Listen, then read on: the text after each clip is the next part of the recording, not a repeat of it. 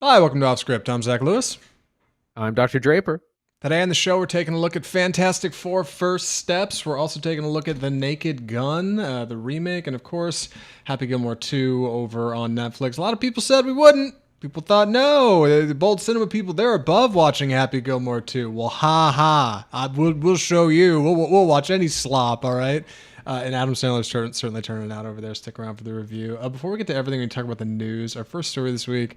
Marvel has ambitions to keep costs down with Black Panther 3 and their new X-Men, but I don't know if it's going to work out, man. This is a story out of Variety. What do you know about this, Andy?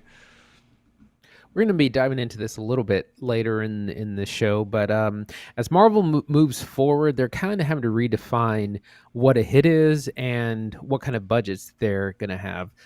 Prior to the pandemic, basically everything changes in 2020. 2019 was a banner year for Disney Marvel. They made over $7-8 billion. I think the highest grossing year in like film history. So kind of the highest watermark followed by the lowest watermark. But things were so different then. Marvel hype was huge. Everyone was on board with what they were doing. The Chinese box office was something you could count on. And all those things have changed. Now we have lots of competition from streaming. The Chinese box office, you basically can't count on them anymore. They're not interested in Western films as their own homegrown filmmaking has gotten much better. And so they're really pivoting in one of those ways is got to keep costs down. And by that is we got to keep kind of get new cast members and get younger, lesser known, and more importantly, less expensive cast members. Apparently, people like Robert Downey Jr., who's getting a huge payday for Avengers Doomsday, but has been getting huge paydays even since like the middle films. The Russo brothers wanted to keep him out of Civil War, I think, just because his price tag was so high. And so as Marvel moves forward and for Black Panther 3 and the X-Men, their new X-Men movies, which will come out in the next few years, they're actually looking to recast. And I think part of that has been the success of Superman. Yeah, I was just looking today at Superman's budget versus Fantastic Four's budget, and I think Fantastic Four is doing some fibbing, man. I had heard originally it was coming up on like 250 million, and then Disney since has said no, it only costs like 200 million to shoot Fantastic Four, which is like just happens to be 25 million less than Superman cost at 225. Superman, meanwhile, like has notably lesser cast, like notably smaller film, way less reshoots, way less post-production. I don't know, dog. I don't know if your movie cost that little. Maybe it did. Maybe Fantastic Four is one of these big steps in making movies cheaper. And I agree, they got to figure out a way to make movies cheaper because Marvel movies are really expensive to make, and they're clearly not making as much money back. It's a bummer that they're not doing as well overseas because I know that was a big boon for them. But ultimately, yeah, they got to lean on what I think is one of these tent poles that James Gunn has been claiming for DC for a while now. Like, you need to have a finished script with storyboards before you start shooting. Like, they just don't seem to do that a lot anymore. And like just that, I think, would go a really long way in tightening budgets up and getting these movies back on track. Like, especially after Avengers. We'll talk about where Marvel is after Fantastic Four after our review here in just a minute. We want to do a little segment actually talking more about this in depth. But for what's here, like, I don't think Fantastic Four lit the fires that they were hoping were going to get kind of ignited for Avengers. I don't think people are as excited as maybe Marvel had been anticipating. I think even this entire summer has been a little bit lighter on the movie going. Even 2 years ago, you had of course, Barbenheimer, both those movies, Barbie and Oppenheimer, made close to or over $1 billion. You had Guardians of the Galaxy 3, which made 700-800 million, super successful. And it's been just kind of a down summer in general. But to get back to budgets, for instance, Nicholas Hoult is the highest billed cast member of Superman, commissioned a $2 million payday. By contrast, Robert Downey Jr. is getting like $20 million or more to be in these Avengers films. Just so expensive. Superman himself, the Man of Steel, David Corenswet, under $1 million payday. Same thing with Rachel Brosnahan. They both got like $750,000. Obviously, that's a huge boost to their careers, and they'll make that money up elsewhere. But you have a much cheaper cast. and a bigger cast in a lot of ways. And that's what these superhero movies used to kind of be about. It was about casting unknown or lesser known people in these roles to kind of give someone a new start, find talent. Hugh Jackman, that was his huge claim to fame, 25 years of this same character, largely unknown Australian actor. And I think Marvel kind of lost sight of that because of some of these big castings. And now that the budgets and the profits aren't kind of what they were, we're kind of getting back to there, I think. Yeah, we'll talk about this more after Fantastic Four in a minute. We've got a bit more of a dedicated segment to talk about it, so we'll come back to Marvel's next moves here. But before we get to Fantastic Four, a couple more quick stories. Quiet Place 3 is happening with John Krasinski returning to direct. Very exciting, huh? For Quiet Place fans out there. We watched them all on the podcast. The most recent one I kind of liked, but that wasn't a Krasinski feature. Krasinski had left Quiet Place to go do If, right? That CGI live action kids movie, which kind of bombed and didn't do good. So turns out he's coming back, baby. He's gonna come back around and do another one of these things. What do you know about this, Andy? So we don't have a lot of details. The big thing is the release date, which is July 27th or July 2027. So 2 years from now. About John Krasinski kind of has one big, he's got one big thing going for him, and it's this franchise. And I saw this post. I was just talking to Zach about this before the show. Is, the Quiet Place franchise has propelled his directing career, but propelled it to what has he actually done besides this hit? And these movies are successful. All three of them have been big hits, and in Hollywood, being good at the business is a big part of it. But it'd be nice to see some more and something different than just kind of resting on your laurels. Like I said, we don't have a lot of details. I don't know about the cast. Don't know when it's going to take place or anything, but we just know they got 2 years, which means they probably haven't started writing it even. They'll probably write it this year and do pre-production, start shooting the next. And it'll probably be a hit. People like these movies. I've enjoyed these movies, but it would be nice to see John Krasinski do anything else and succeed. Yeah, like when he's not doing this, he's back at acting again. He was in that Guy Ritchie movie for Apple TV Plus, Operation Fortune or whatever, which was kind of a ho-hum middling release. I think didn't do that good. I think he's still doing some maybe CIA secret agent stuff over at Amazon with his Jack Reacher character. Maybe not. That might have totally died off. Other than that, he's raising a family, right, with Emily Blunt, who also stars in this movie. And it's cool that he's working with Paramount to do another one of these. The previous Quiet Place films have made $900 million total, right? So this will push it over $1 billion franchise, which is great for him. But yeah, like Andy said, like Quiet Place is a gimmick horror. It's always been a gimmick horror. Like it's you got to be quiet or the evil will get you, right? Like it's like the floor is lava, the movie. And like, yeah, that's cool. He's done 2 of them and that's great. Yeah, definitely got him going, but going to where? Like If didn't work and he doesn't seem to be treading into any new waters with Quiet Place 3. So it's like, what are you going to do next? Like I compared him to like Bradley Cooper, right? Like who directed A Star Is Born and then Maestro and now has some other movie that's like coming at some festival that people are kind of looking forward to. Like at least he's breaking out and doing genre different. At least he's using big wide lenses and going to taking us somewhere we haven't been before. Quiet Place 1 was that for Krasinski and it was great start. What's next, right? Like bold cinema fans are hungry for something new, I think. But yeah, this will be big for Paramount. That'll be another feature over there. I don't know if he'll bounce to another studio after that. I don't know. Time will tell. But for 2027, look forward to A Quiet Place 3. What is that going to be? It's going to be a summer joint, you think? Summer release? Summer, yeah. Yeah, July. Yeah. I figured that'd be a winter thing. Have they always been summer movies? I don't even remember. Anyway, one more follow-up sequel film to talk about here. Shrek is getting a donkey spin-off movie, according to star Eddie Murphy. Firmly happening, Eddie Murphy says, though DreamWorks hasn't actually confirmed this. Andy, are people dying for a donkey movie? So I hadn't read this very closely. I thought DreamWorks had announced this, and they totally haven't. So right now, Eddie Murphy is in the booth playing donkey for Shrek 5, which is, I guess, probably a summer release for next summer 2026. And similar to Vin Diesel trying to announce Universal to greenlight a new Fast and Furious movie, it seems like Eddie Murphy's doing the same thing. He's like, oh, we're totally getting into the booth in September. We're starting on the Donkey solo spinoff movie. But then it hasn't actually been greenlit by the studio. So it's like in like an attempt to astroturf this thing into being. I don't think anyone's anxious for a Donkey spinoff. Like Shrek is the star of the Shrek series, and Donkey is of course a memorable character, but I don't think there's enough meat on the bone for an entire spinoff film. I don't think anyone's asking for that.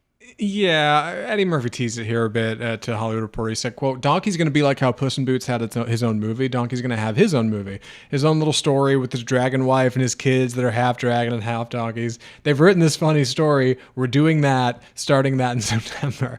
It sounds like an SNL gag. Like, really? Half dragon, half donkeys? Who's asking for this? I guess children, right? And for what it's worth, Puss in Boots, I think, was carried by a unique art style and most importantly, like a solid script, right? They had this whole thing with death and how he was on his last life. Like, people seem to really go for that, and on top of some good art, people were into it.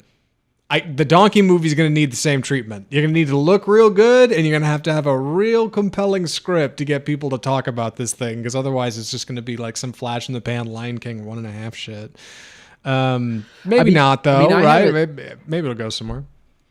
I mean, I haven't seen any of the Puss in Boots movie, but I from what I know about them is like the cat is really cute, and like Donkey is just not a cute character. No, for, like, not at all. The kids to fall in love with, like, yeah, he's god awful ugly is what he is. Yeah, and he's like a little annoying, which is like fine for like a kid's character, but like, yeah, no, he's the Donkey movie. It's fine. It's fine. It's fine. It's like the Squidward movie, right? To SpongeBob or something. Yeah. I think it begs is who will be the next celebrity to like announce a project that isn't really happening in the hopes that it will kind of manifest it into being. It does have some big like Vin Diesel announcing Fast 11 energy for sure. Yeah, like we're doing it. It's gonna happen. Like sure it is, man. Yeah, whatever you say. It probably will happen. I don't know. One more story this week before getting to Fantastic Four from the box office. Fantastic Four doing pretty good, beating out Bad Guys 2 and Naked Gun, but not doing so good in week 2. I think some people might already be aware of this story. Andy, what do you know about the numbers? So Fantastic Four First Steps won the weekend with 40 million, almost 200 million domestic. They were really hoping to cross over that 200 million mark, did not, but they had a pretty steep, like 67% drop off, which a lot of these Marvel films have started to have, where they get all their core fans in that first week and then a steep drop off after that. It has made 368 million worldwide, so it is doing pretty well. We'll see what kind of legs it has. People are kind of skeptical on that. It may have just been very front-loaded. We'll wait and see. The Bad Guys 2, which is a sequel and animated film, children's film, big hit on the first one, made 22 million, 44 million worldwide. That's pretty good for that franchise, and I think that'll probably have legs. Not a lot of children's options right now. The Naked Gun, which we're talking about later, opened at 17 million, 28 million worldwide. A little under well, I'm not sure what the expectations were, because it was a little expensive film. It was a $40 million film, which is in the mid-budget range, but still kind of under. It'll probably do okay in the long run. But man, comedies, they're just so expensive. They're deceptively expensive. You would think that you could make a comedy for cheap, and you really can't. You kind of have to make a real movie, and the talent is expensive, and you can't make like a $10 million comedy. It's always got to be kind of expensive for some reason. Superman in its fourth week made 13.8 million, 316 million domestic. It's the first DC movie to cross 300 million domestic in like 8 years, doing pretty well. 550 million worldwide. So I know Warner Brothers is pretty happy with that. And Jurassic World Rebirth rounds out the top 5, continuing to stomp along to 766 million worldwide, just 8.7 over the weekend, and also crossing 300 million. So dinosaurs can continue to rule the box office. Dude, I just talking about Vin Diesel trying to get Fast 11 off the ground. Again, like, what incentive does Universal have to greenlight that declining franchise? They got Jurassic World movies making $1 billion a pop, no matter how good or bad they are.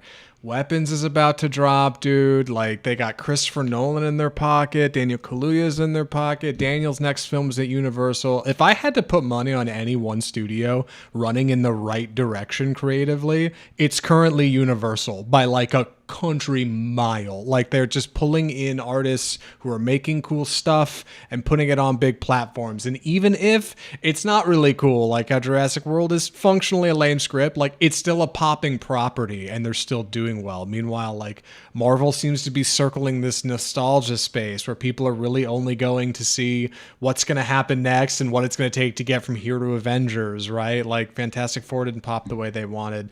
Naked Gun is a really fun mid-budget comedy that I'm looking forward to talking about here in a minute. But yeah, you don't expect big returns for that. Together is like weird body horror that people are struggling to get into. Like, it's just a funny time in at the box office right now because yeah, it's summer. Things aren't popping exactly the way we'd expect. But for what it's worth, like, yeah, Universal has no incentive at all to do another Fast and Furious movie. Like, why would you even spend the money getting cameras together to shoot that thing when you've got so many high earners here, like on the belt? You know, who wants a serving of Fast and Furious? I don't know. I got it out for Fast and Furious this week. Any other thoughts on the box office before jumping to Fantastic Four, Andy? No, I'm ready. All right. Well, Andy's gonna be taking the summary on this one, so let me get out of his way. Andy, please take it away. This is the 37th film in the Marvel Cinematic Universe, directed by Matt Shakman, who previously directed WandaVision and has done a lot of prestige TV, such as Game of Thrones, Succession, The Boys, that sort of thing. Very solid director, who brings us Marvel's first family, The Fantastic Four, starring Pedro Pascal as Mr. Fantastic Reed Richards, Vanessa Kirby as the Invisible Woman, Sue Storm, Joseph Quinn as the Human Torch, Johnny Storm, and Ebon Moss-Bachrach, who we love from The Bear, as the Thing / Ben Grimm. And we catch the Fantastic Four in Earth 828, so a different Earth, different universe from our main Marvel Cinematic Universe. We see them in the 60s in this retro futuristic setting where they have been the Fantastic Four for several years. This is not an origin story film. We get their origin in about a 10-minute montage at the beginning of the film, and they're beloved. Everyone knows who they are. They're out and proud. That they have a cartoon. Everyone knows who they are. They're trusted within like the United Nations. So this is the setting we're getting, and they're a fun group, get along, all that good stuff. And then all of a sudden, kind of out of nowhere, their alert goes off, and we are visited by the Silver Surfer, Shala Ball, played by Jennifer Garner in this iteration of the film. And she heralds Galactus, destroyer of worlds, eater of worlds. And she said, Earth has been selected for destruction. Sorry about your life. The Fantastic Four then go on a mission to try to stop this from happening. They go and actually go on an intergalactic trip to visit Galactus, try to bargain with him.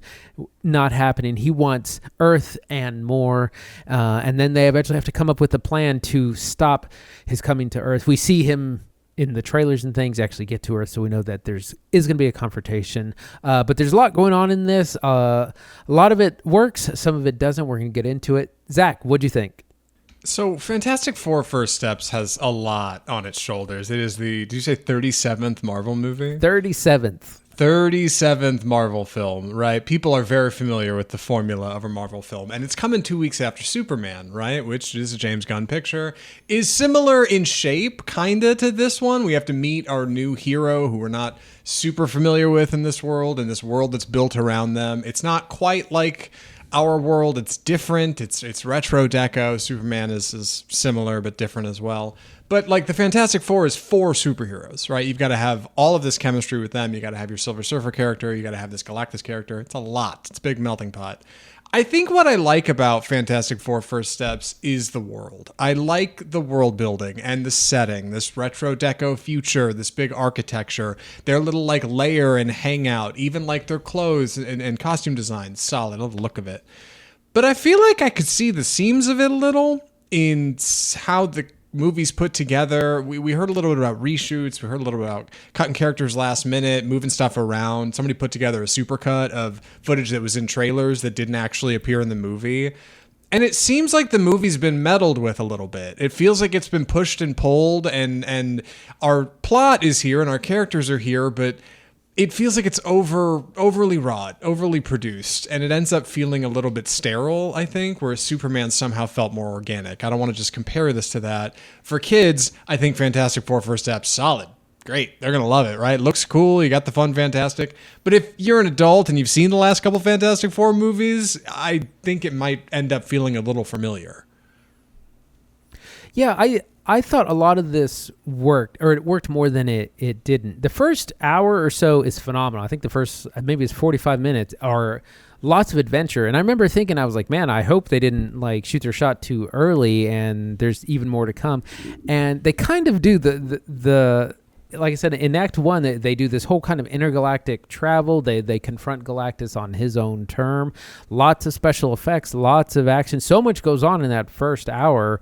And then it kind of drags. They don't really know what to do while they're waiting for Galactus to show up. And this is normally where you would do maybe some more character development. And it seems like they're just kind of biding their time. So... It does. I think it works like visually. I think the characters and cast are good, but I think narratively it's just a little bit disjunct. Yeah, Disney's given away a lot in the advertising for this, and one of the things that was made obvious the last couple of weeks was the notion of first steps in the title, leaning towards like this pregnancy that Sue Storm has with Reed Richards. The two of them are together, and at the beginning of the movie, they discover that she is pregnant with child, right? And that becomes a bargaining chip in this Galactus thing. He says, hey, I want that kid. Like, that's special to me. And so they come back and from this trip going to see him, and Pedro Pascal's visibly shaken at some of his best acting in the movie.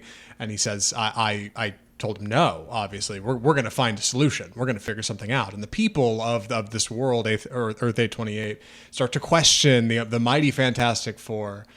And I think that is... a good plot and a good angle to go towards, but that like Sophie's Choice is maybe not explored in the correct way. And that second hour ends up dragging, I think, because a lot of us are already imagining how it probably should go and what we should do, but it kind of stumbles, and Ben, the Thing character, does not get enough of a backstory. That he has this funny sort of thing they started to film with Natasha Lyonne that you kind of forget is in the movie till later. And meanwhile, Johnny, played by Johnny Quinn? Joseph Quinn. Yeah, Johnny Quinn. Yeah. He also ends up a little sidelined to this kind of baby pregnancy plot. The four of them are a lot of fun and maybe miscast, but it ends up with that second hour feeling a little clunkier than the first and a bit more parted out, I think. So, depending on who you ask, some people love the casting. Some people say that it's everyone's miscast. I don't think so. I think the cast works pretty well. Pedro Pascal as Reed Richards, smartest man alive, his intelligence is both his greatest strength, but also his greatest hindrance, as he, sometimes doesn't do very well in like social situations. I thought he was good. Vanessa Kirby, I think here is the standout. She's really putting the movie on her shoulders. Great actress, and she's been in things like Mission Impossible Fallout. She was in the Fast and Furious franchise. Like, she knows how to do these big budget films, and she gets to do some real acting, and a lot is on her shoulders. I do feel like because there's so many main lead characters, like you said, Ben Grimm kind of gets shortchanged for time. Johnny Storm as well. He gets to do a lot of flame on stuff because that's an easy, fun effect to do. But yeah, there's three undercooked subplots. One, like Zach said, is this weird romance subplot that doesn't work with Natasha Lyonne and the Thing. And then Johnny Storm kind of not being taken seriously is another one. He's like, no, people need to take me seriously. I'm more than just a ladies' man. And he kind of, contributes to the plot as well. And then also we get some backstory of the Silver Surfer, but it's so short, it's so brief, and it was like you had three subplots. You probably should have just had one or two and really developed them a little bit more, because what you get are three that are just not really well addressed. Yeah, and you can't like cut them later, right? Like they way cut down the Ben Grimm stuff. Like you only get a few scenes with Natasha Lyonne. And it's weird because at first I was like, oh, she's going to be in this movie a bit. And then I completely forgot she was in it until way later. But you can't cut it completely out because then he's got nothing going on. Like he's a character who's just barely in some scenes with the rest of them. And then otherwise he doesn't exist. So he's got to have some plot. Johnny's got to have a little plot. He's got something in there. As far as the miscasting goes, I think Joseph Quinn is miscast. And that's simply fundamentally due to looks. I mean, for Johnny, Marvel wanted a blonde-haired, blue-eyed Maverick American, and they picked a brown-eyed, brunette Brit. Like, it's just not the right guy. Like, and they worked him over, and they gave him the eyes, and it works. Like, I know a few people who've seen it, and they all said he's one of the better parts of it, and he is. His charisma comes through. It clearly, like, they looked at his reel from Stranger Things. Oh, yeah, he played that kid. Like, I see that for sure, and I'm looking forward to him being in future entries. But in this one, I don't know. I struggled to see through it. That's pretty thick makeup they got on him, working him over. Pedro Pascal, meanwhile, I know a lot of people have said he's too nerdy. His character's too closed off and introspective from the world. And it doesn't give Pascal a chance to do big charisma and shine. I disagree. I do think those moments are in here. Like, he is definitely doing a Reed Richards. He's not just Pedro Pascal. His voice is a little higher and quippier, and he's like a little bit more like, oh, we've got to check this. I've got to run tests. You know, like he's doing his thing, and it's solid. But when he speaks to the people of the world who all unwaveringly believe in the Fantastic Four, almost to a fault. Like, the world they are in is so kind to them that like it comes through, and Pascal is good. As for that world, I found myself a little frustrated with how much everybody is on board with the Fantastic Four. The power they have in this world is crazy. Everybody loves the Fantastic Four. It's the point that, like, when the world needs to rally against a power like Galactus, I mean, it's just a scene away. Hey, guys, we got to get together and work hard and recycle, and we're going to beat them. And everybody's like, yeah, the Fantastic Four told us to. Little weird, especially coming out of Superman a couple weeks ago, where our metahuman in that movie, that the world does not love Superman, really. Like, he kind of struggles with that. And some people are like, hey, maybe you're not such a good guy, dog. Like, it's a bit more complex. That is not a problem in the world of Fantastic Four, though. They got to deal with Galactus and the Silver Surfer, which is a much larger threat.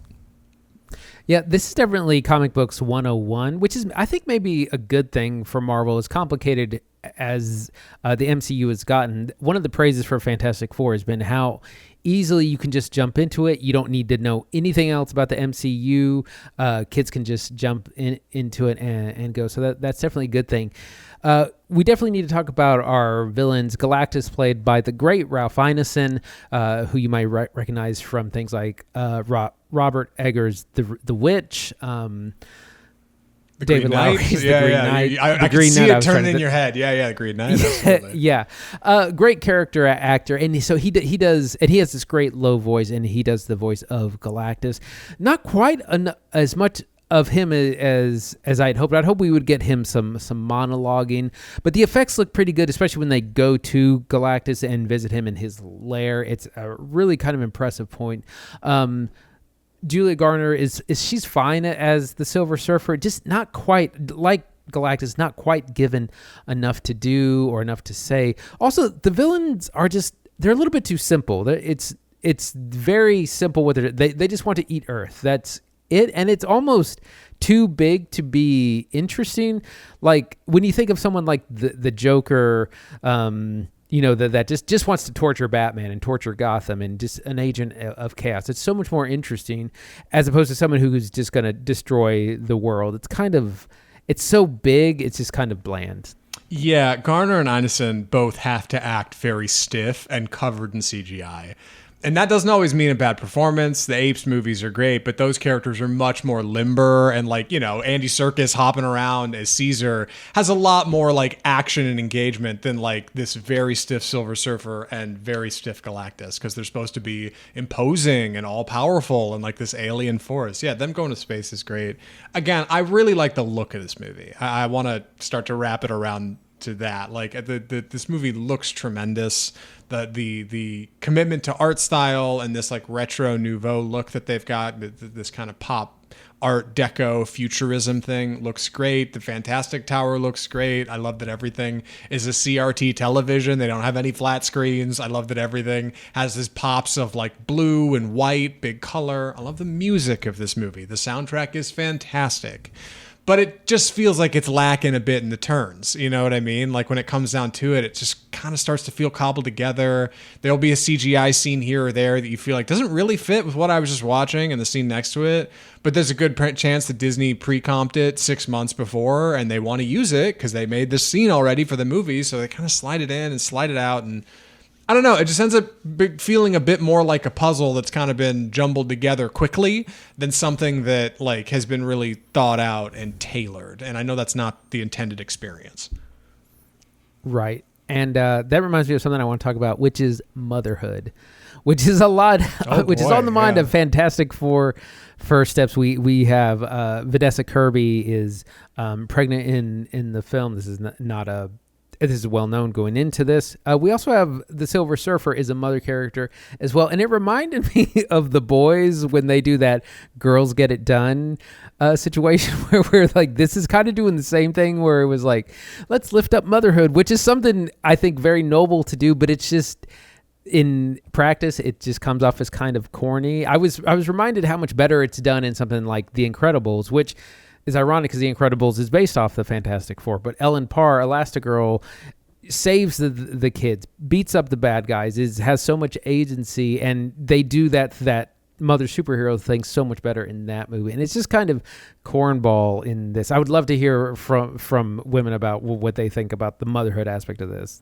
That's really good, actually. I forgot the Silver Surfer has a bit of that going on in this movie. Julia Garner's character's got a past and then some secrets, but Vanessa Kirby is very obviously being a mom in this. Initially, when we hit credits, I was watching it with Christine, and I was like, man, Kirby, like, she kind of gets sidelined a bit in this movie. And she was like, what do you mean? I was like, I felt like every big action scene, the other three Fantastic Four members were like, stay back, Sue. We've got this, you know? But that's not true. And she quickly reminded me of that. They're like, no, she's in pretty much every fight scene and kicking ass. And actually, this, like, prismatic force thing she does comes off looking pretty good. I remember seeing that in the comics and being like, how would you translate that well to film? But they got this cool shimmer thing. Overall, like, I think it looks real solid. I do want to ask before we wrap it up, just quickly, to talk about Superman a minute. Like 2 weeks ago, we saw a DC film about a hero who is out of place in his world, but trying to find his way. Now we have this movie from Marvel 2 weeks later about heroes who are so in place in their world that everybody loves them and they are revered as like heroes and leaders and record setters and trendsetters. Having watched both of them, Andy, what do you think? Like two very different angles on comic book movies here. Yeah, like I said before, Fantastic Four is getting kind of back to comic book basics, which was something I was saying Marvel kind of needed to do. Like, they need to have kids want to dress up as your heroes. That's kind of a problem with Thunderbolts. No one wants to dress up as depressed Yelena Black Widow, you know? And so it's very kind of back to basics. It's very easy for the kids to understand. It's a little elementary for maybe the adults, but again, that's not really who these are aimed at. Superman, I think, is a more complex film, and again, Superman was done filming a year in advance, so they had a whole year to do post-production. And I've heard some interviews with James Gunn where he was like, well, originally we had this in the scene, and then we did some test audience. Like, they had time to refine it and really get it as sharp as possible. And money-wise, they've done about the same, about $120 million over the weekend, 220 or so international. So they're doing about the same. But I think time will show that, you know, Superman is what everyone has been talking about, been making memes, been going to see multiple times. The Fantastic Four is fine, but it's not something that I think is going to have the kind of legs that Superman does. Yeah, same. I think Superman's going to win the hearts and minds. Like, there will be more Marvel audiences to come out for the next Marvel project, of course.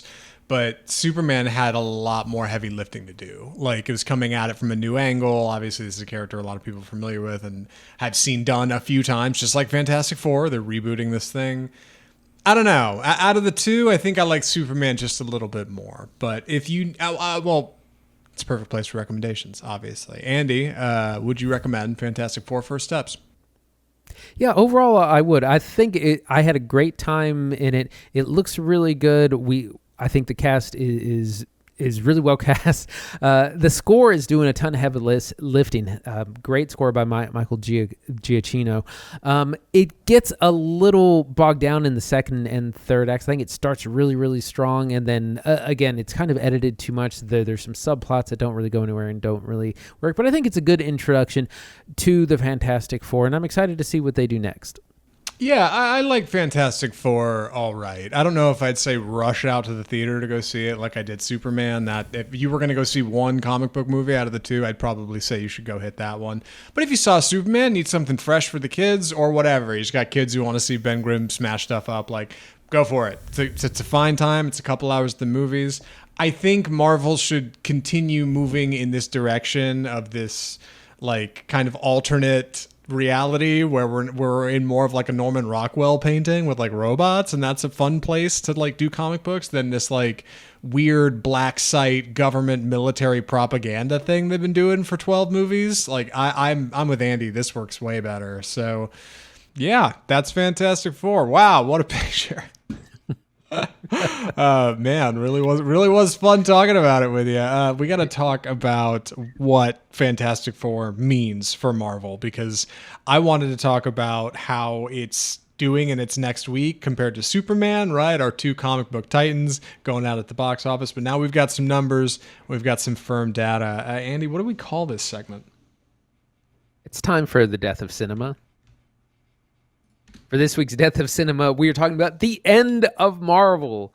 It might truly be over. The latest numbers from the second week of Fantastic Four, which I liked, but by the way, I don't want anyone to think that I didn't. But they had a 66-67% drop, and it was one of those things on the Friday to Friday comparison was like 80%. It was a huge drop. It did a little bit better through the rest of the weekend, which tells us a lot. It tells us that the core fans go right away, week one, night one to see it. And then it just doesn't look like it's going to really have legs. It's not really popping with non-fans or casual fans. And there's a lot of reasons behind that.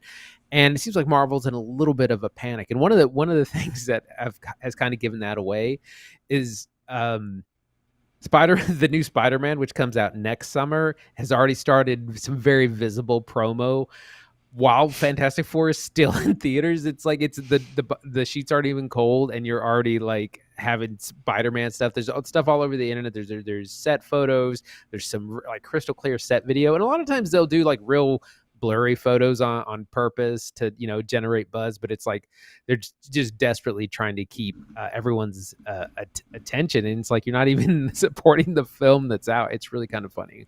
Yeah, somewhere there is like a Marvel intern who is tasked with getting like TikToks and Instagram reels of Avengers cast. They're probably running around right now on a studio backlot. Hey, can you do this dance for me? Can we do this meme thing? And all these actors and actresses are like, yeah, all right, that's part of the contract. I'll do it. Marvel has a huge problem right now, like a huge glaring problem of an identity crisis. Currently, as of today, the day we're recording, I was just reading before we started the show that they are $42 million behind Superman at the box office. Time for time. Like for the 2 weeks Superman was out versus the 2 weeks Fantastic Four has been out. Right now, had they come out same day, they would be being outpaced by the Man of Steel. That is really bad. That is horrendously bad for Marvel. And I know this is like one of their later films, right? They've done 37 of these damn things. But dude, like how do you not have more cachet than Superman? Like with the curly hair and the red underwear, like you can't get more gas than that. You got a bigger cast. I think a bigger budget that's been a little fibbed. That's my current conspiracy theory that Fantastic Four cost more than $200 million, but they're trying to do their Disney, whatever checkbook and make it seem like, well, it didn't actually cost that much. John Malkovich was free. So yeah, we cut him out of the movie because he cost absolutely nothing to come out and shoot with us. Like, I think they have a serious problem of their movies cost too much, and the only reason people are going is nostalgia. Like, not for the comics, but more for the movies, for what they remember Marvel movies being a decade ago. And Fantastic Four, I think, is like clear evidence that people are not into these in the way Disney is hoping. People are not going for these in the way that Disney really needs them to. They'll get by. They'll make their money back, I think. But Superman should not be beating Fantastic Four. Like that's an L, I think, no matter how you spin it.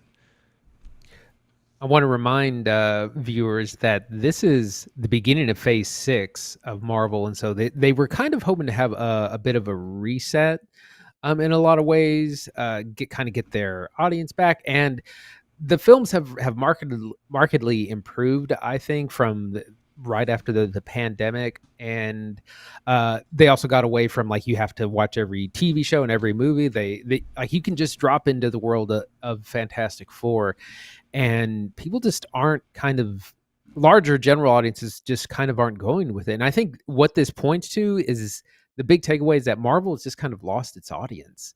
And there's a number of reasons why that is, and we're going to get into that. But I think that's the overall issue, and we can talk about why. But it's just gone, man. And some of it is like the audience is aged out. You know, if you were 10 years old when Iron Man 1 came out, you're in your 20s now, and you probably don't care.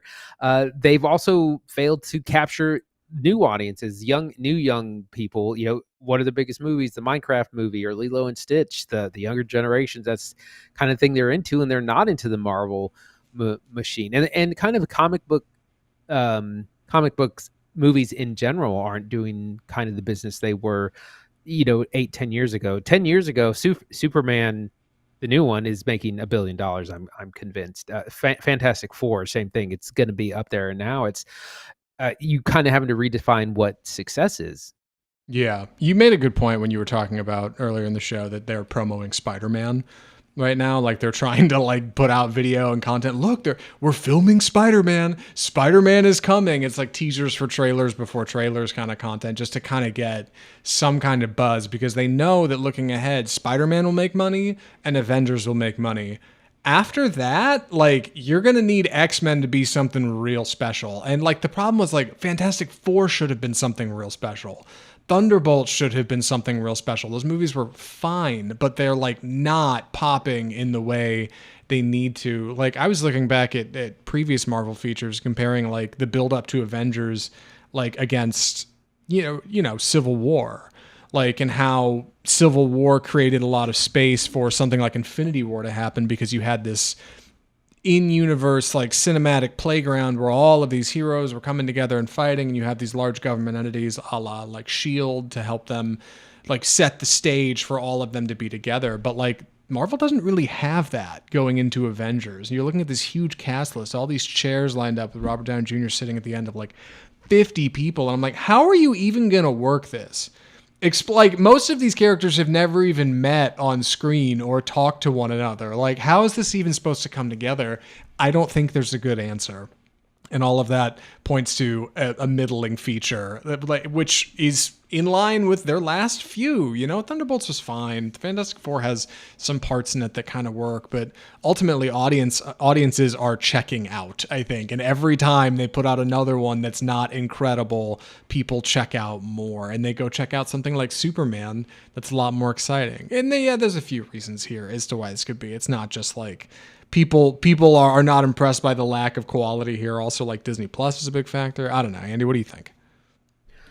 Before we get into reasons, I'm going to call my shot way in advance, but I think Avengers Doomsday is going to not flop. I think it's going to be, I think it's going to underperform. It's going to, I think, and I've said this before, the last Fast and Furious movie grossly underperformed, made half of what the one before it had made. It made like $750 million, whereas the previous one had made $1.5 billion. And then they're just not going to do anymore. And I think that might happen with Avengers Doomsday. It's just people will see it. It's not going to flop, but I don't think it's going to be this massive hit, because I think they've just lost the audience. And I think there's too much going on. You got to watch 38 movies by the time it gets there. And even if you don't technically have to, people still feel like that. They're not going to be into it, and it's proven to be super expensive. So I'm calling my shot that it's going to underperform, and it's going to kind of kill. I don't think we're getting to Avengers Secret Wars. Yeah, I don't know how good it's going to do. I don't know if it's going to underperform, but yeah, I think it's going to do like Mission Impossible, Dead Reckoning Part 1, Like it's going to be this two-tiered, right, film series that's going to come out, these two back-to-back, boom, boom, and they're both going to be great. And the first one's going to come out and everybody's going to go, ooh, like kind of face plants a little, makes its money back, does okay, but doesn't look that good. And then yeah, Final Reckoning comes out a year later and it's like, okay, just kind of squeak over the finish line, make a profit. All right. Like neither of those are billion-dollar films. Neither of those light the world on fire. You know, they're movies you take your dad to. And it's like, I think Marvel's starting to run into that problem. Like they're just becoming movies for old heads. You know, I don't think young audiences care. Yeah, they really are. So Zach mentioned some of the reasons why Marvel's lost its audience before. The big one, in my opinion, is Disney Plus. 2019 Avengers Endgame ends. 2020 the pandemic hits, and Disney Plus also launches around that time. Everyone's super excited, and they have some new shows they're promising. People get excited for things like WandaVision or the Loki show, which were really pretty good. But then they end up having some duds like Falcon Winter Soldier. This also happened with their Star Wars properties as well. They basically, it's a lot of work to provide content for a streaming service, and so they started just cranking stuff out. The pandemic accelerated that because everyone was at home watching streaming, and so we need content, we need stuff to watch. And so what ended up happening is Bob Chapek at the time, CEO of Disney, just greenlit everything. Like, we need twice as many shows and movies, and just like go. No budget is too big. And it's this domino effect where it's like, well, you want more content, the production schedules can't be kept up with, so you cut corners, and then the quality starts to dip, and then you start losing your audience. And so, but it all comes back to Disney Plus and having to just support so much content. Yeah, and having a green light project so far in advance. Everybody listen to Dr. Draper on this because he's absolutely right. Like, Disney Plus should be studied at how badly it has wrecked Disney's entertainment division. Like, having to green light all this content and yeah, clear stuff years in advance. Oh yeah, we're gonna make this show, and then next year we'll do that show, and the year after that we'll do that show, and then that'll turn into a movie that winter. Insane. Like, because if one or two of those things, it's like a parlay, right? It's like you're gambling on a parlay. You're betting that the Bengals are going to beat the Browns, and then this team's going to do that, and that guy's going to score that goal, and it's all going to work, and it's going to be amazing. And it's like, dog, the last 6 parlays haven't worked. Delete the app. Stop doing this. But they can't help themselves because, like, these are all people who have real jobs and got to get up and go to work in the morning. Got to have something to present to investors. So it's like, look at this plan. Like, God, Andy and I have been doing this show for a minute, man. We've covered so many of those like Disney celebrations in freaking Brazil where they announce 9 projects and only 3 of them get made. And it's like the amount of money and time and effort y'all are just throwing away. Like, trying to cook up what might work and what might not, and what you can part out on Disney Plus, exhausting and fruitless. Like they just, it does not help them at all. It's like, it's a hindrance trying to keep up with the content machine over there. Despite all the shows and TVs that they were trying to do in phase 4 and 5, they somehow also had a lack of investment in their characters. If you go back to phase 1, 2, and 3, we had 3 Iron Man movies, 3 Captain America movies, 3 Thor movies. So we were getting a lot of these recurring characters. We would see our characters across multiple films, their own solo films, as well as the team up stuff. You were getting very familiar with all these people who were kind of like C and D-list comic book characters. But now comes phase 4 and 5, and like, we haven't seen Shang-Chi, we haven't seen Miss Marvel again, we haven't seen the Eternals again. There's so much that we haven't seen. We haven't seen the new Black Panther, Shuri. Again, all these characters that you would expect to have maybe been in multiple films or at least done a team up or two, you just haven't. And it's kind of this knee-jerk reaction where they're like, well, the movie didn't do quite as well as we'd hope, let's pivot to something else, instead of like, well, let's do another one, see, maybe throw in some more characters, like just get people familiar. And I feel bad for people like Simu Liu, who I think it could be a real star, but it's like, you got to let him do another Shang-Chi movie. And I guess he's showing up in Avengers Doomsday, which will be 5 full years after his first movie. And it's like, what are we doing here? Yeah, yeah, like there's a formula to build up a genre and build an actor or actress or a team into a set of heroes that people really go for. Marvel didn't pioneer it, but certainly arguably perfected it with their early run at Marvel films leading into Avengers in Phase 1, even Phase 2, right? They seem to have forgotten that. Like they seem to have forgotten that, hey, Shang-Chi probably needs 3 films. And yeah, you guys flubbed it with Ant-Man, but like maybe don't flub it with Ant-Man. You know, maybe make those good movies and maybe give Shang-Chi a couple films to really break out. You made Black Widow, which was handing off the character of Black Widow from ScarJo to Florence Pugh. What'd you do with that? Nothing. You sat on it for a while and then you had her in Thunderbolts. I think she was in that Hawkeye show, but I didn't watch that because that was over on Disney Plus. It's the saturation problem that people can't keep up with. Like, they don't seem to be invested in investing in their characters. They just want to do this like key jangling, shiny toy thing at audiences to hopefully keep attention long enough for people to buy tickets this summer. And it's like, you can't build a franchise on the back of that idea. You have to create something great and sacrifice to get there, you know? And I don't know, they just seem to be into this like short investment, long return strategy that really just has not been paying off for them, and I don't know how to get out of it. Avengers, I think, is the big reset, right? That's what we're working toward. Allegedly, Secret Wars will kind of reset things. We'll see how that goes. I don't think we get Secret Wars, honestly, because I think Doomsday underperforms, and then they're like, well, probably shouldn't do another one of these if we don't, that one is a financial disappointment, that sort of thing. We'll see. Allegedly, a big reset is coming, probably long overdue. Again, the success of Superman in DC shows them, yes, you can reset. You can just start over. You can recast and be successful, and that's part of what they need to do.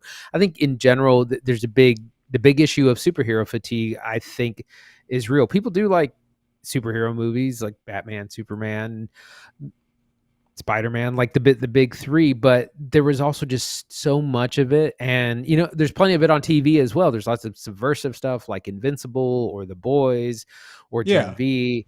There's a lot of it everywhere. And again, there's 37 of these Marvel films. And it's just kind of too much. Again, 15 years ago, it was very new and novel to have, like when they introduced Thor, when they introduced Iron Man, Captain America, we had never had movies like this before. It was a brand new experience. And now we've had way too many of them, probably. And yeah, people are just kind of over it. Even the kids aren't really into it. And that's what I've been saying for a minute is like, if you can't get 5-year-olds, 8-year-olds to want to go to the movies and then dress up like their characters, like you've kind of lost your core audience in a lot of ways.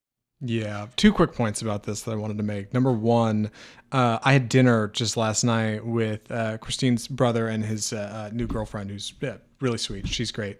And they were telling us that for one of their first dates, they went to Fantastic Four. They went to Superman as well, had a great time, but went to Fantastic Four just the other night, and she fell asleep halfway through it. And she said she'd had a long day and she was tired. She's all cozy in her chair, right? Kicked back, heater on. But she woke up at the end and they were leaving, and brother was like, hey, we're going to have to go see that again because you fell asleep halfway through it. And she was like, I got a baby. Whatever. He gets kidnapped or something, and then they save him. They're superheroes. That's what they do. And he was like, yep, that's pretty much it. They're not going back. And it's like, I feel like so many people experience that in Fantastic Four, not sleeping per se, but you just kind of turn your brain off, right? And you just kind of wait for it to end. And people who are coming at this from the outside, like Gunn with Superman, like are bringing something refreshing to this space. But Marvel, like, it's a tired format, and they just don't seem to be able to break out of it. I know Fantastic Four is special because it breaks away from the Marvel Universe. It's one of my favorite things about it, right? Is the setting, this like 50s Art Deco retro thing that totally abandons their like military spec ops trappings of Captain America and Thunderbolts, which is exactly the world that I think Avengers is going to hang out in, short of them doing some crazy escapist thing again. Maybe they will. But there was this great interview with Rebecca, I don't know how to pronounce her name, Ramjan, who plays Mystique. Oh, Rebecca Romaine. Yes, that's her. And she was saying, they were asking if she had enjoyed what she filmed for Avengers, and she was like, I don't think they're done making it yet. I think I Writing shot it. some stuff. Yeah, but like they're gonna come back and do reshoots and they're gonna fill some more stuff in. And it's like, dude, any other studio, that would be an absolute wreck of a feature. Like, what do you mean it's not done yet? What do you mean you don't have it together? And Marvel has built this huge house of cards that they act like is very tall and mighty, but really isn't, and is kind of sad and floundering.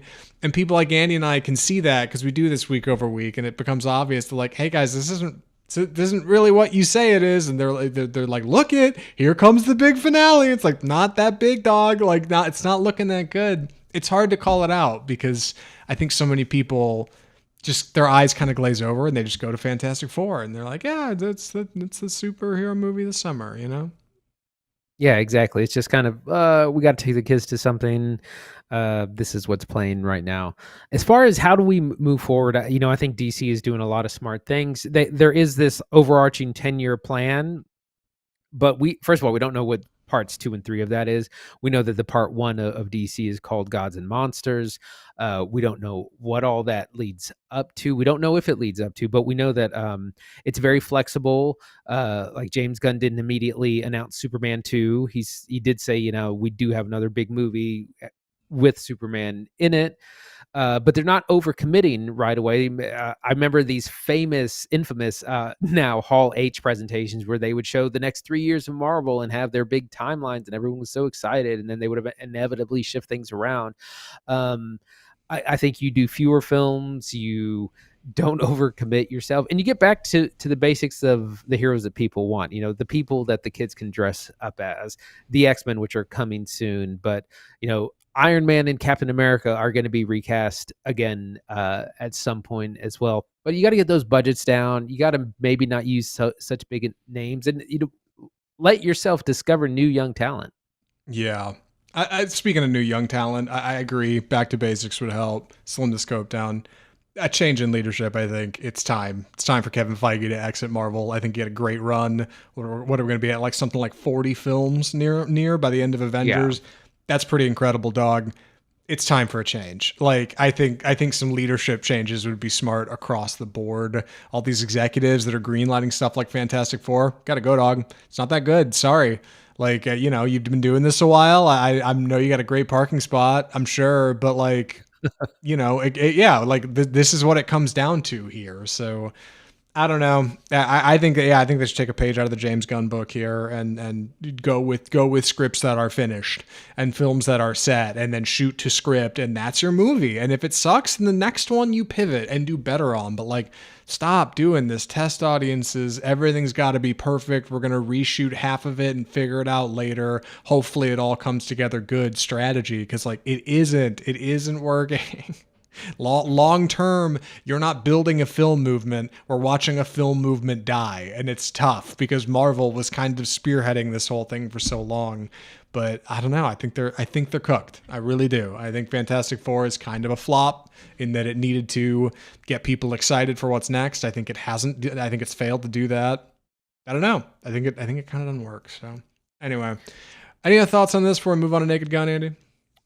No, other than just I agree. Like I said, I liked Fantastic Four. It was a lot of fun, but it didn't get people as excited. It needed to be like $1 billion hit or close to it. Needed to really get people back. And I think that's actually part of the problem, is that Disney Marvel has been thinking, how do we get the magic back? How do we get back on track? And it's like, no, there is no back on track. It's a completely different film going landscape. You got to think of how do I succeed now in today's landscape. Now, how do I recreate what I did 10 years ago?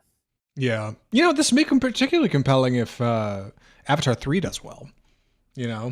Because for all of my like, stop shooting shit years in advance, like Cameron already shot Avatar 3. He shot that alongside Avatar 2 a few years ago now, and that was all shot to script. That was like, hey, we're renting the water tanks, we're getting the mocap, we're shooting it years out. So if that movie comes out and pops, I know Avatar's got its own buzz, its own thing, but like it really says something about like, hey, we're doing something different and special and new using all this technology, and you can get people to come out to it. There's an example of this in-house, right? But I don't know, like just the Marvel team needs some management and restructuring. Anyway, speaking of management, we got to talk about our next film. This is going to be a very long episode this week.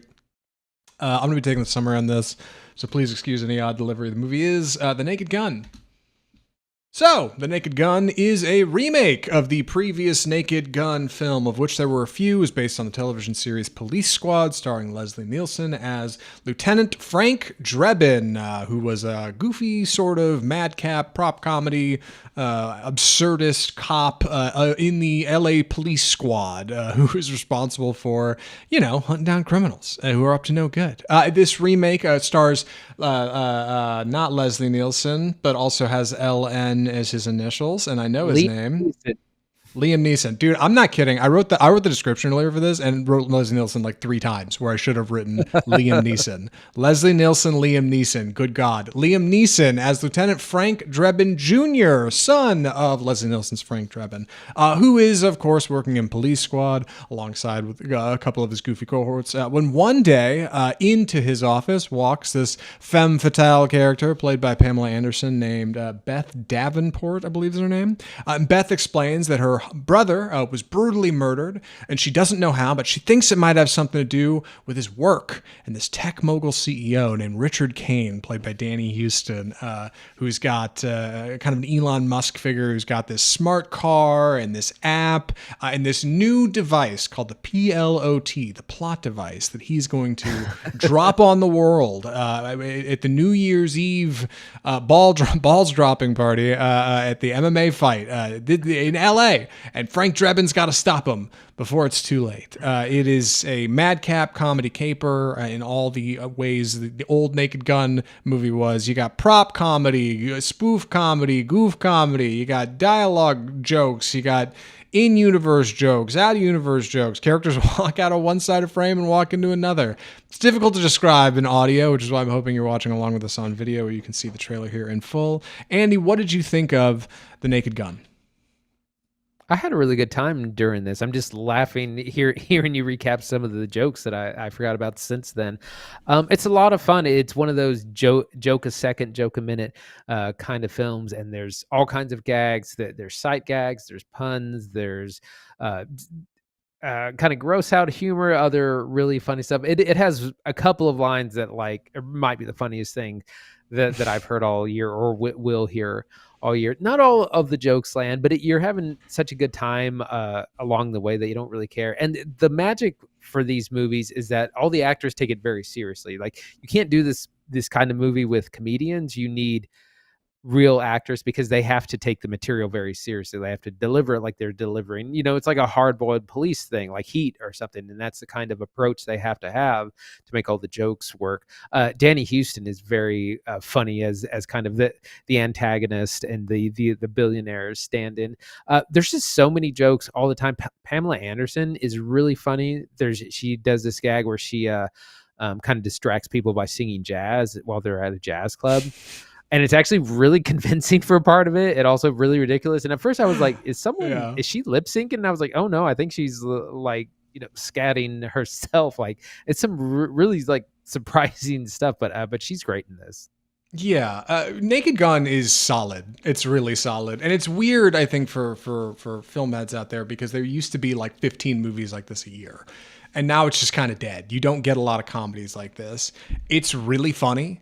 Lots of laughs, and great to see in a theater, because you just get a lot of people laughing in the theater too. Yeah, I had people in the rows in front behind me just losing it at parts. Really funny, really encourages you, in a communal setting. Hey, you can just let out a good hearty laugh. You don't gotta stifle it, really fun time at the movies.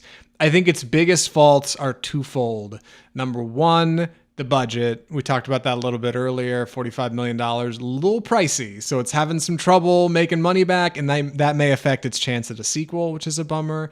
And number two, the plot's a little too messy. It's a little bit of a knot of string that's just wrapped up into a ball that you can't untangle. And it does give a lot of opportunity for funny jokes and gags, which are solid. But actually trying to recall it, the name of the company that Danny Huston's villain runs, or even his name, will escape you. And you could say, yeah, sure, it's a goofy comedy, definitely. But also you could simplify, right? Frank Drebin could have been I don't know, Benoit Blanc on like a murder case on an island for a weekend, and said, but like instead they do this like LA's got this tech company and they're building a car and he's got to take it. He doesn't understand technology, and it's like that's I think the one thing that doesn't really work about it. Like otherwise, the gag a minute stuff is solid because if you're throwing a gag a minute, it's got a pretty high hit rate, like for how many jokes it's throwing at you. They're pretty solid. There's a few in here that like really had me laughing in my seat. Yeah, it has this. Oh my gosh, I'm totally. Hey, I forgot his name was Liam Neeson in the open. You're all right. Yeah. Um, no, I was going to say it's as complicated for some reason, like something like Chinatown, which is another LA noir kind of thing. Like for some reason, the plot is definitely overly complicated with like there's a death and a mystery, and we're trying to solve the mystery, but also there's the whole tech billionaire guys in the background and the femme fatale. There's just there definitely is a lot going on. It could simplify. It's kind of an action comedy, and that's something else that makes it expensive is that you have lots of action set pieces, which just make the movie more expensive. Like I said, they got to get these budgets down for these movies, and it's unfortunate because it is really funny. It's got some great writing, and again, you have to have very kind of stone cold delivery, which Liam Neeson is surprisingly really good at. And at 85 minutes, it's a quick watch. Oh, dude. Yeah, 85 minutes might make it a top 10 of the year simply for like the exclusive runtime. Let's talk about the talent behind it for a second. Yeah, Liam Neeson is our lead as Lieutenant Frank Drebin Jr. is rock solid because he follows the exact same school of thought that Nielsen had when he was doing these. Play it like drama. Don't try to be funny. Like try to read the script as if you're like really being a dramatic actor and let the editors work it out. Like let them just edit your best takes in to make it funny shaped around what's happening.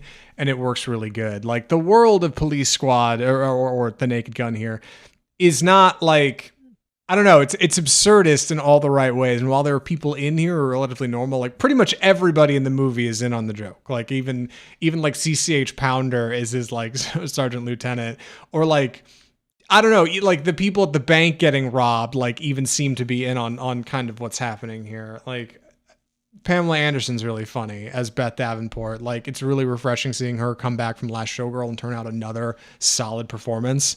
Like really funny, very intentional. Paul Walter Hauser is in here. Richard Kane, I think is Danny Huston as Richard Kane, I think is probably the funniest. He's really funny.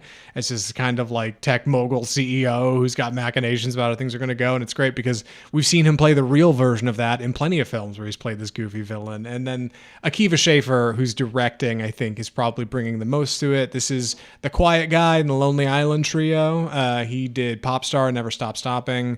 He seems to understand the assignment perfect. And with producing from Seth MacFarlane, yeah, off the back end, you've got a little bit of additional help in the writing. So like overall, it really comes together. Like it could have been so much less than this. It could have been so much dumber and worse. But like for what's here, it's really solid. I don't know if it ends up getting a sequel though.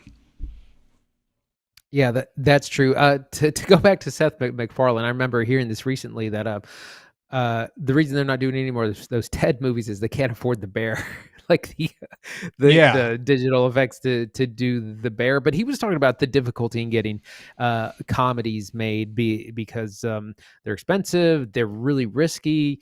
A lot of comedians don't want to commit to the time. They'd rather they make more money going on tour or doing a Netflix special, and they don't want to devote the time and the risk of like, well, what if the movie flops or fails and just doesn't hit with audiences. It's a big risk, and it's just harder and harder to convince studios to make these. In addition to our solid cast, we also have a lot of fun cameos in the I won't give any of them away that aren't in the trailer, but for instance, we have Busta Rhymes, of course, Pamela Anderson, and more that you'll see. I wanted to mention with Danny Huston, he's played the bad guy in a lot of like comic book films. Like he's in he's like the evil general in both the DC films. Wonder Woman's the one I'm thinking of, but he was also in one of the Wolverine ones. Like he's like that very evil, sneering kind of, and he plays that same character in this.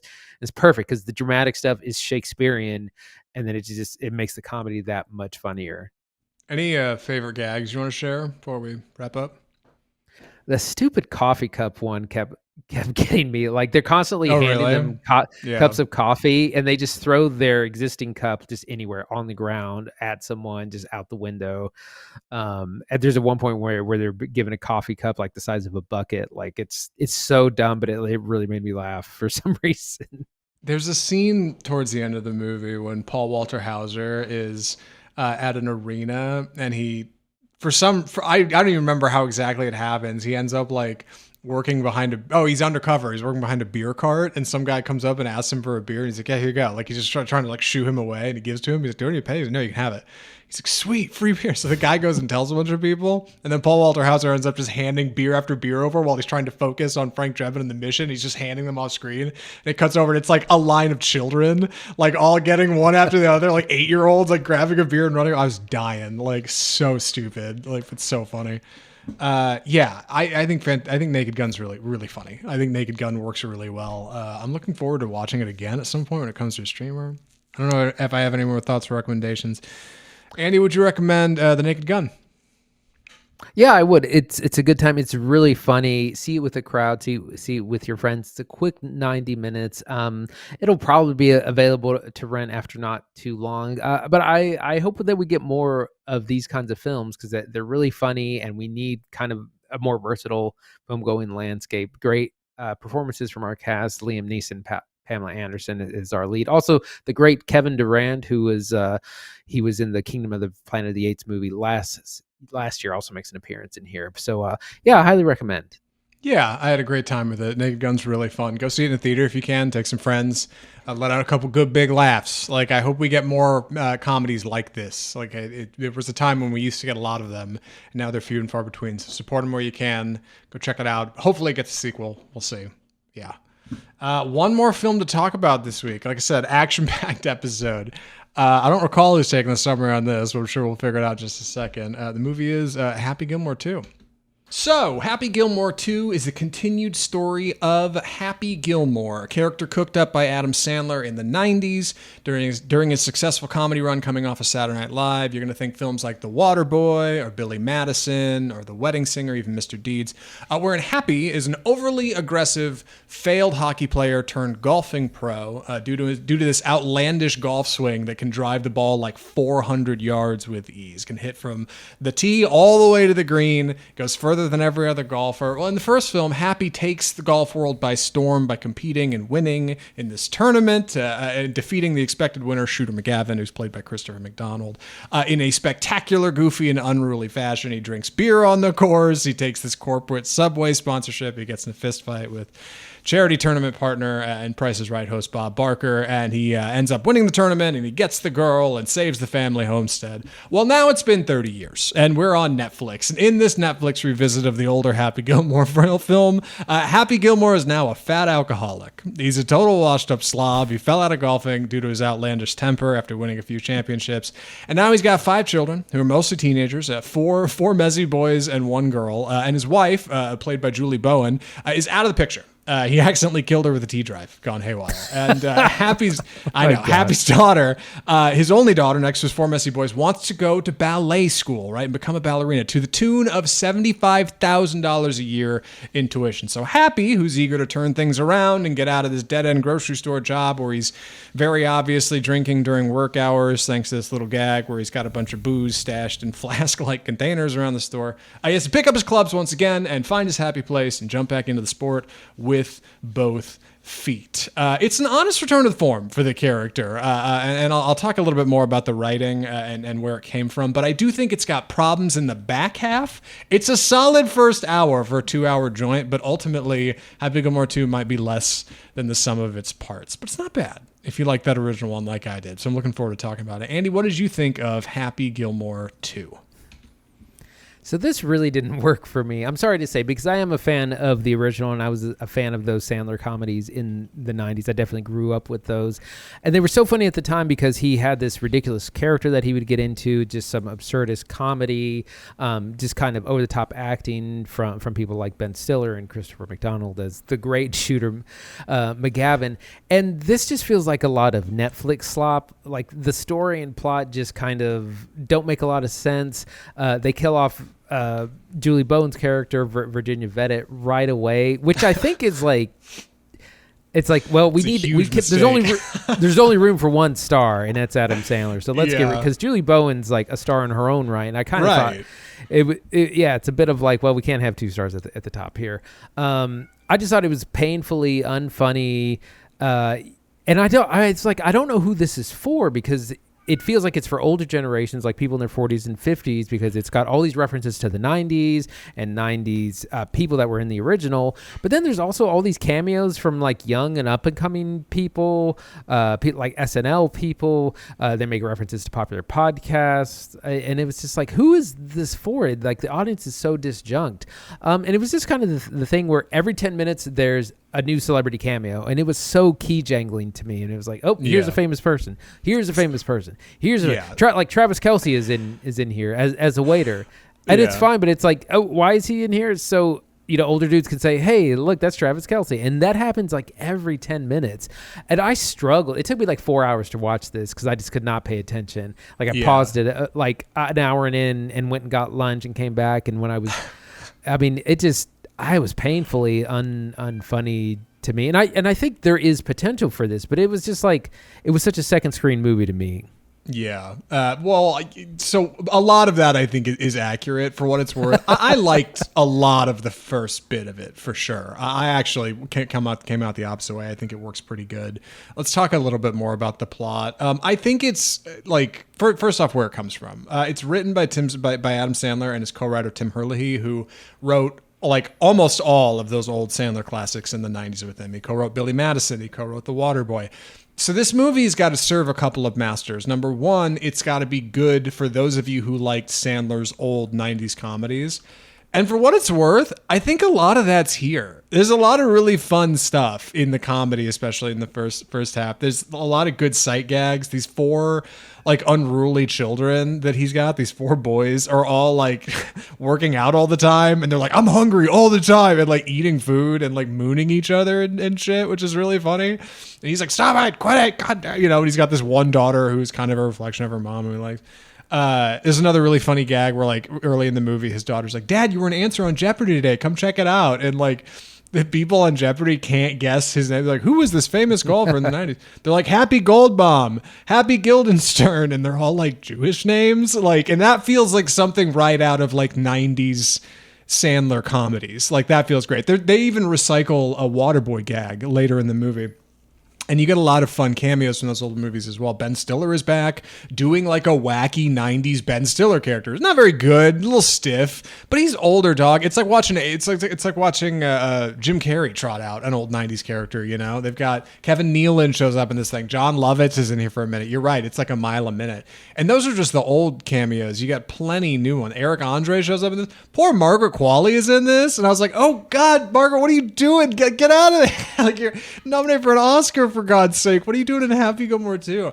But everybody seems to be having a pretty fun time and understands that the stakes are pretty low.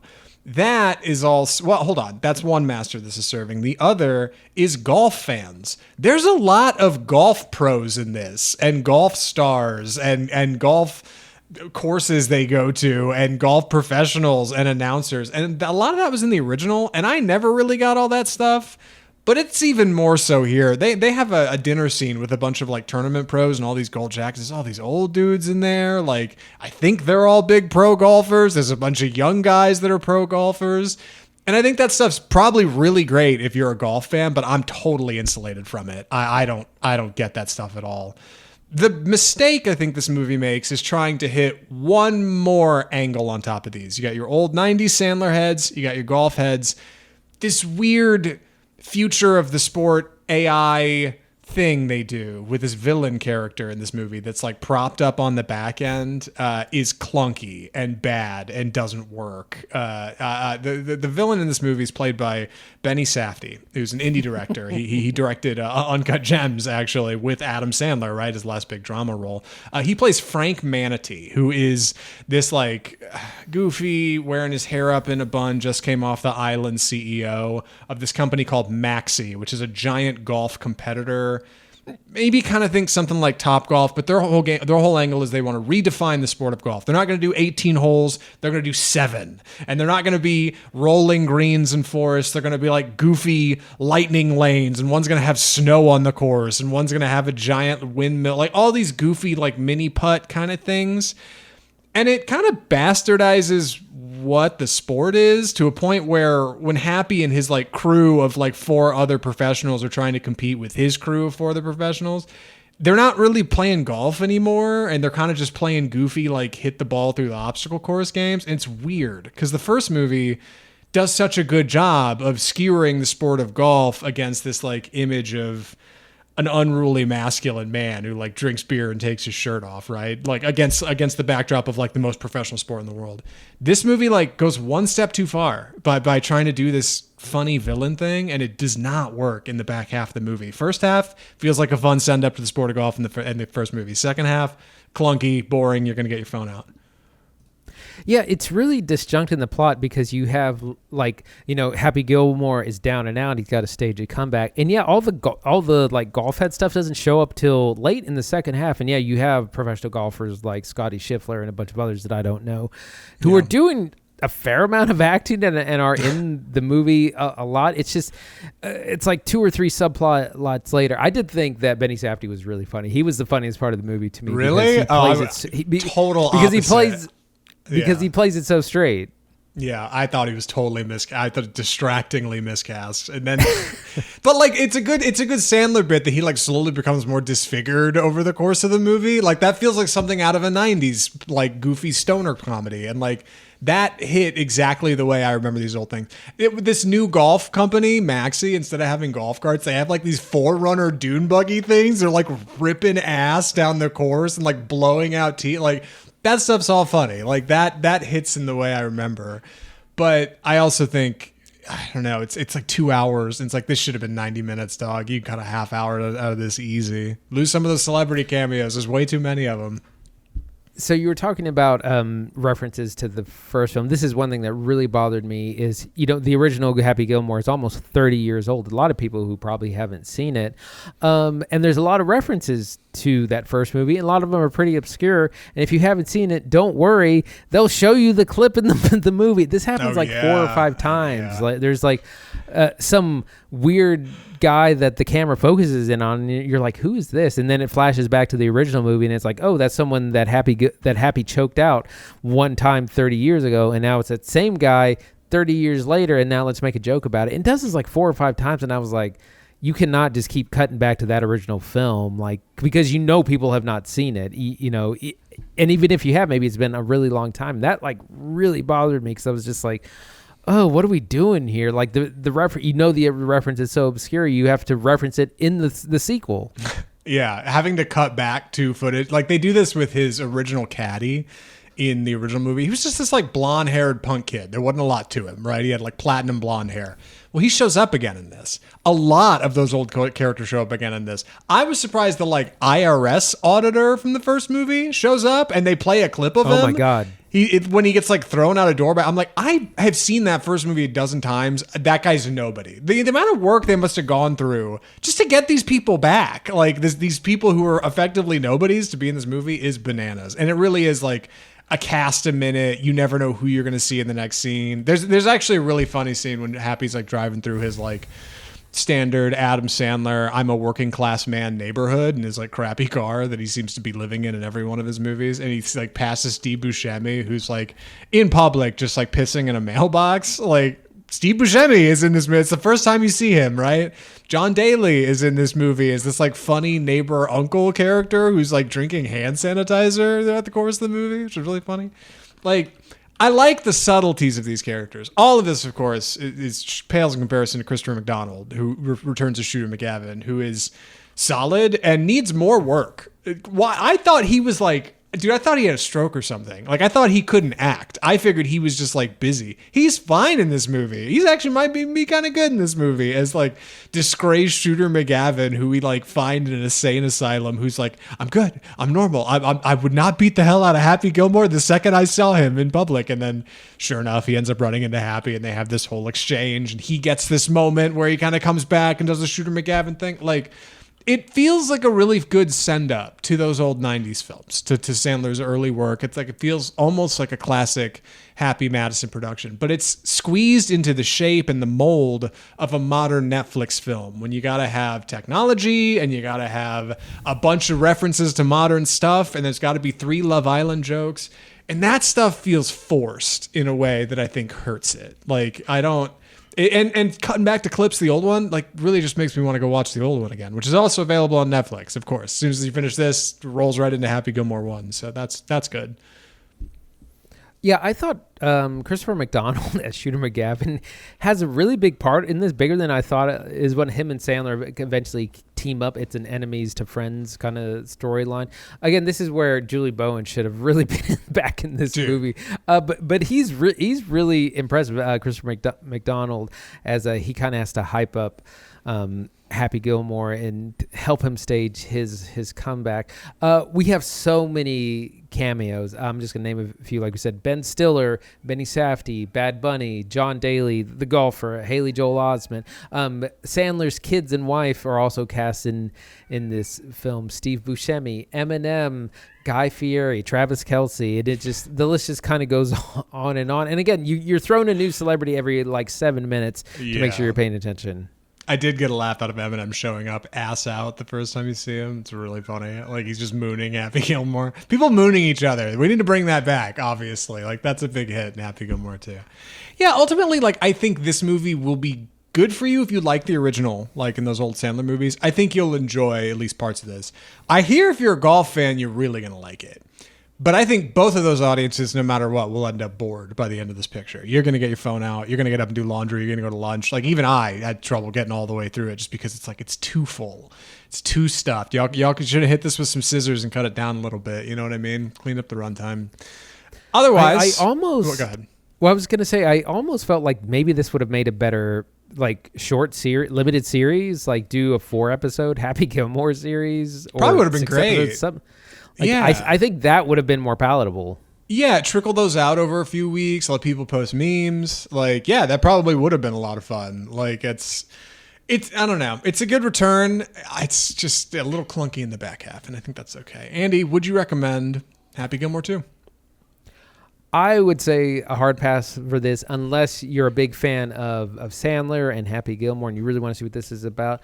Give it a watch, check it out. Other than that, I would say probably pass. To me, it was painfully unfunny. It's way too long, at nearly 2 hours. It references the first film by literally having to cut to it. There's several celebrity cameos every 7 minutes to keep you interested, because the story and plot just kind of goes nowhere. Weirdly makes alcoholism a joke or a running gag, which I was kind of not comfortable with. So I would say if you're a super fan, watch it. Otherwise, soft pass. Yeah, I liked Happy Gilmore 1 a lot. And I think if you like it a lot like I do, this one's worth taking a pass on for sure. Or taking a pass at for sure. It's funny, at least to me. There were bits that I was getting laughs at, like, that I think are underrated and simple.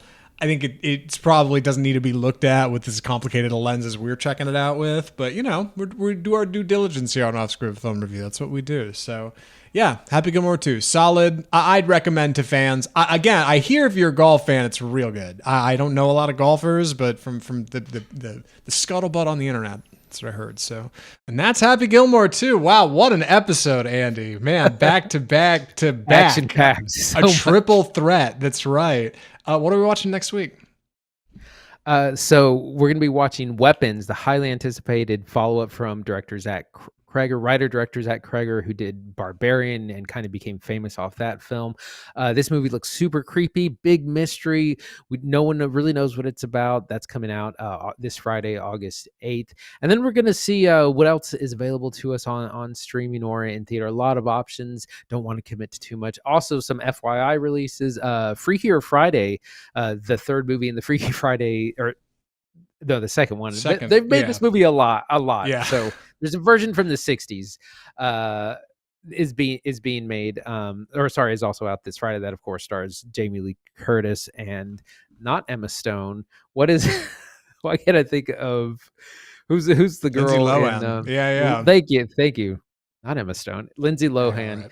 And their granddaughter. All three of them all get swapped, so that's going to be fun for the family. Some upcoming stuff we're looking forward to. Highest to Lowest, which is Spike Lee's new film, comes out in like 2 weeks. This had no promo, just had a trailer drop yesterday. Unbelievable. Nobody 2 also comes out later. We're going to be taking a look at Alien Earth, a couple episodes of that next week as well. But for next week, Weapons is the big one. Yeah, the cynical part of me is not looking forward to the Spike Lee like smear campaign.